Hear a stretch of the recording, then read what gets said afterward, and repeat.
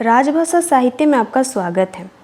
माला वर्मा जी के नवीनतम कहानी संग्रह नयनतारा के अध्याय 7 नई कहानी का कहानी पाठ करेंगे। तो आइए शुरुआत करते हैं। कल शाम से इस तोते के पीछे हैरान हूँ। जाने कहाँ से मुआ भले भटके मेरी बालकनी में पहुँचे पंख फड़फड़ा रहा था। मैं एक किनारे कुर्सी पर बैठी पानी पी रही थी। अचानक से उसे देख सामने घबरा गई। करीब ये गई तो न भागने की कोशिश, न ही तोते को किसी तरह का भय। अपने कदमों से इधर उधर डोलता रहा, यानी यहाँ से निकल भागने की कोई लक्षण नहीं दिखा। ध्यान से देखने पर लगा शायद उसके एक पंख में कुछ तकलीफ थी, सो थक हारी यहाँ उतर गया। 1 घंटे तक तोता वहीं बैठा रहा। अब अंधेरा घिरने लगा था। उसे इस तरह अकेले बालकनी में छोड़कर जाने का मतलब था कहीं अन्य जगह उड़कर गया तो बिल्ली आदि झपटा न मार दे। तब तो इस तोते रामे का जय सीताराम हो जाएगा। तभी याद आया, स्टोर रूम में एक पिंजरा रखा है, क्यों ना इस तोते को डाल दूं। कम से कम ये रात भर ये सुख चैन से रहेगा और दूसरे जीवों से बचा भी रहेगा। मैंने अपनी बेटी को आवाज़ लगाई और पिंजरा लाने को कहा। पिंजरा आया और तोते को पकड़ अंदर कर दिया। आज्ञाकारी बालक की तरह तोते ने पिंजरे की राह पकड़ी। शायद उसे भी आराम और सुरक्षा की ज़रूरत थी।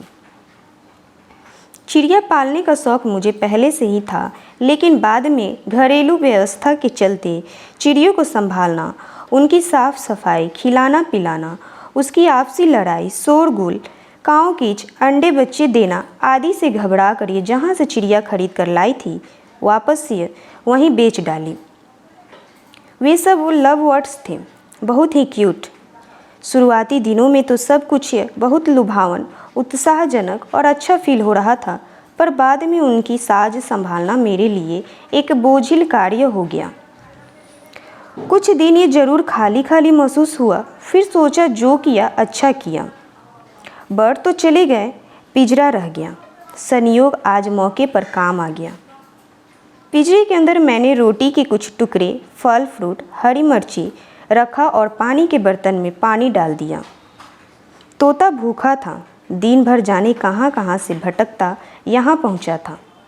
चटपट रोटी खत्म कर दी, कुछ टुकड़े फिर से डाल रख दिया।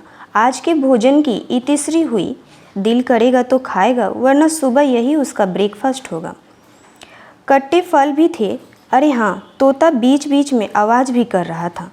रात बिस्तर पर जाने के पहले तोते से कह आई, आज पिंजरे के अंदर रह लो, कल सुबह जहाँ मर्जी चले जाना। सुबह उठी तो तोते की बात एकदम से बिसर गई थी। उसकी टेटे की आवाज़ ये सुन बालकनी में गई तो देखा तोता महाराज पिंजरे से बाहर निकलने के लिए जोर आजमा रहे थे। तोता साइज में बड़ा था, जिसकी वजह से उसकी पूंछ का पिछला हिस्सा बाहर निकल रहा था। खाने पीने की जो भी वस्तु मैंने डाल रखी थी वो सब सफ़ा चट था। पिंजरे के अंदर उसकी बेचैनी देखिए, पता नहीं चल रहा था कि भूख लगी है या फिर बाहर निकलने की जदोहद है। रोटी का टुकड़ा देते लपक कर खाने लगा। कुछ भींगे चने भी कटोरी में रख दिया। कुछ घंटे बाद मैंने उसे आज़ाद कर दिया। भाई, जहाँ से उड़कर आए हो वहीं चले जाओ। मैंने उसे उड़ा तो दिया, लेकिन चिंता बनी रही। जाने इसकी किस्मत में क्या लिखा था। तोता शरीर से हेल्दी था, यानी उसे खाने पीने की कमी न थी। तोता कुछ देर मेरे घर के आसपास बगीचे में मंडराता रहा, फिर आंखों से ओझल हो गया। मैंने गौर किया कि तोता बहुत ऊंचाई तक नहीं उड़ पा रहा था। ऊपर जाता फिर नीचे आ जाता। मुझे चिंता इस बात की थी कि अब दिन भर इसका क्या होगा। मोहल्ले में बिल्ली कुत्तों की कमी नहीं। अगर इस तरह नीचे नीचे उड़ता रहा और जब तब ये नीचे बैठ जाता, ये हरकत उसके लिए महंगी साबित हो सकती थी। बालकनी से पिंजरा हटाया और वहाँ तोते ने अच्छी गंदगी फैला रखी थी। ऊपर से बदबू भी मार रहा था। बैठे बिठाए सफाई का काम बढ़ गया। दैया को बोलूँगी तो नाक भाव सिकोर पहले कुछ बुदबुदाएगी, फिर सफाई करेगी। ये दिल्ली की दैया लोग ये बड़ी नखरेली होती है। ज़रा सा एक्स्ट्रा काम बोलोगी तो उनके चेहरे पर कई तरह के रंगों की आवाजाही देखी जा सकती है। मेरी दैया सबसे इतर तो थी नहीं। इस सफाई के नाम पर एकदम से न तो नहीं कहा, लेकिन जब तक ये बालकनी की सफाई करती रही कुछ न कुछ मंत्र पढ़ती रही। इन मंत्रों में निहित शब्दों को मैंने पढ़ने की कोशिश की, किंतु नाकामयाब रही। खैर, ये इसकी पुरानी आदत है और मैं भी इतना परवाह नहीं करती। कभी कम कभी ज़्यादा काम तो हर घर में लगा रहता है। अब इतनी चिंता करूँ तो मेरा काम न चले। घर का सारा काम फिनिश करके वो जब जाने लगी तो मैंने उसे 20 रुपए के और एक बिस्किट का पैकेट ये थमाया। अब उसके चेहरे पर 7 रंग के बदले सिर्फ एक रंग ही दिखा। हरियाली छाई थी। तोता चला गया तो, लेकिन उसकी याद आती रही। चिंता भी लगी थी, जाने उसका क्या होगा। अभी तक ये बचा भी है या मृत्यु को प्राप्त हो गया। चाहती तो उसे पिंजरे में रख पाती, लेकिन नहीं। इस तरह की पक्षी को पिंजरे में कैद रखना मुझे अब तनिक भाता नहीं, और इसी भावना की तरह मैंने लव बर्ड्स को अपने घर से हटा दिया था, जबकि लव बर्ड्स पालने पोसने के उद्देश्य से ही बेचे जाते थे। इस दौरान यानी कल से आज तक ये अपने घर परिवार में जिस किसी को भी तोते की बात बताई, फ़ोटो खींचे व्हाट्सएप पर शेयर करना पड़ा। देखते साथ कईयों ने सवाल किया, ये पिंजरा छोटा है इसलिए तोते की पूंछ बाहर निकल ली है। एक बार ये पिंजरा खरीद लाओ और इस तोते को हाथ से न जाने दूं, क्योंकि बहुत क्यूट है और कितना हेल्दी है। इस तरह का तोता खरीद कर पालने जाओ तो अच्छी कीमत देनी पड़ेगी। इसके खाने पीने के तनिक झमेला नहीं, जो घर में पकता है वही खा लेता है। मज़े की बात ये तो तोता इंसान की बोली तुरंत पकड़ लेता है। कुछ न कुछ शब्दों मैं उसे रोज़ाना सिखाती रहूं। आदि आदि ढेरों सवाल व नसीहतें मैंने सबकी सुनी, लेकिन किया अपने मन का। दोपहर होते तोते को अच्छे से भरपेट ब्रेकफास्ट व लंच करा के पिंजरे से आज़ाद कर दिए, ये कहते हुए, जा तोता जी ले अपनी ज़िंदगी। शाम होते पड़ोसनी नीलम का फ़ोन आया। तुम्हारा तोता उड़कर मेरे पास आ गया है। क्या पिंजरा खुला रह गया था? थोड़ी देर पहले मेरी बालकनी में आकर बैठा है। मैंने खिड़कियां बंद कर दी हैं। किसी को भेज अपना तोता मंगवा लो। मैं आश्चर्य में थी। ये क्या? मेरे घर से निकल जाने कहाँ कहाँ से चक्कर लगा, अब पड़ोसन के घर में घुस गया। पता नहीं इस तोते को क्या हो गया है, कहाँ से आया और अब कहाँ मट्टर गश्ती कर रहा है। एकदम से दिल दिमागे का आवारा लगता है। मैंने नीलम से कहा, अरे यार, अब उस तोते से मेरा कोई मतलब नहीं है। दोबारा अब उसे मैं अपने पिंजरे में नहीं डालना। तुम भी भगा दो, जहाँ से आया है वहीं चले जाएगा। मन मर्जी वाला तोता है, तरह तरह का बढ़िया भोजन ये मिल रहा है, इसलिए यहाँ से जाने का नाम नहीं ले रहा है। छोड़ दे कुछ खिला पिला कर। जैसे आया है फुदकते हुए वैसे चला भी जाएगा।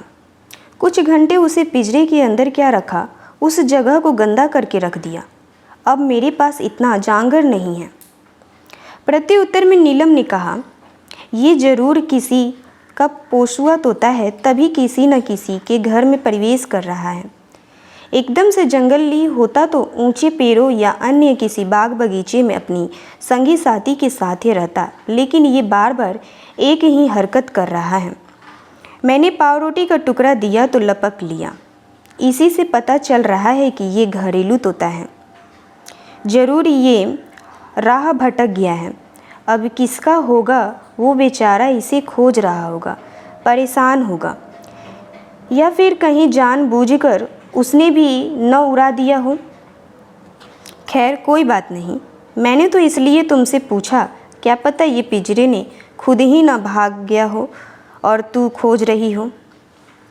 पाव रोटी बिस्किट ये खाकर तोता फिर किसी दूसरे रैन बसेरे की तलाश में निकल गया। जाने अब किसकी छत, खिड़की या बालकनी में उतरा हुआ पहुँचे, या फिर कहीं दूर, बहुत दूर। रात 8 बजे दरवाजे की घंटी बजी। ये कौन टपका? बच्चे, पति सब घर पर ही थे। दरवाज़ा खोला तो देखा सामने अपना धोबी खड़ा है, साथ में उसके बेटी बच्चे भी थे। बच्चों की उम्र यही कुछ 12 से 15 के बीच होगी। इतनी रात ये गए तो धोबी कभी कपड़े लेने नहीं आता है। आज क्या बात हो गई? साथ में बच्चे क्यों? क्या कोई इमरजेंसी? तरह तरह का प्रश्न दिमाग में कुलबुला उठा। अभी कुछ पूछती पाछती तब तक धोबी हाथ जोड़ कह उठा, मेम साहेब, हमारे घर में जाने कहाँ से एक तोता घुस आया है। मैं तो उसे भगा देता, लेकिन ये दोनों बच्चे रोने लगे कि उन्हें इस तोते को पालना है। तब से उसके आगे पीछे घूम रहे हैं, कुछ कुछ खिला रहे हैं। मेम साहेब, आपके पास एक पुराना पिंजरा पड़ा होगा, अगर आप देती तो रात भर तोते को उसी में डालकर रखता। ऐसे खुले में रखेगा तो कोई बिल्ली आकर उसे मार देगी। जब नया पिंजरा खरीद लूँगा तब आपका वाला लौटा दूँगा। बस कुछ दिनों के लिए पिंजरा दे दीजिए। बच्चों के जिद्दे के आगे मुझे लाचार होकर इस वक्त आना पड़ा, माफ़ कीजिएगा। धोबी की बातें सुनकर मैंने बच्चों की ओर देखा। उनकी आंखें रोने की वजह से सूजी थी तथा वहाँ एक संशय बेचारी का भाव छिपा था। अभी कुछ बोलती तभी बच्चे हाथ जोड़कर कह उठे, आंटी प्लीज़ पिंजरा दे दीजिए। बापू जब ये नया खरीद कर लाएंगे हम आपका तुरंत लौटा देंगे। आप जल्दी से पिंजरा दीजिए, तोता कहीं उड़ ना जाए। हमने उसे एक कमरे में बंद कर रखा है। उसकी बाल सुलभ्य आकुलाह, बेचैन्य व तरफ देखे मैं मन ही मुस्कुरा उठी। मुझे अपना बचपन याद आ गया।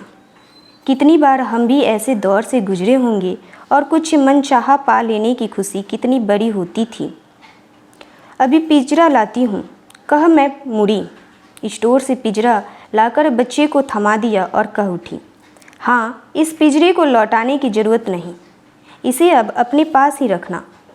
तोता पाल रहे हो तो उसका अच्छे से ख्याल रखना। बच्चों की खुशी देखने बन रही थी। प्रणाम सलाम करते वे तीन जब निकल गए तो मेरे मुंह से निकला, इस तोते को लेकर मेरी कहानी अब यहीं ख़त्म हुई। न पिंजरा न पक्षी। पति पीछे ही खड़े थे। मेरी बात ये सुनकर बोल उठे, तुम्हारी कहानी जहाँ ख़त्म हुई अब वहीं से एक नई कहानी उस धोबी के घर शुरू हो चुकी है।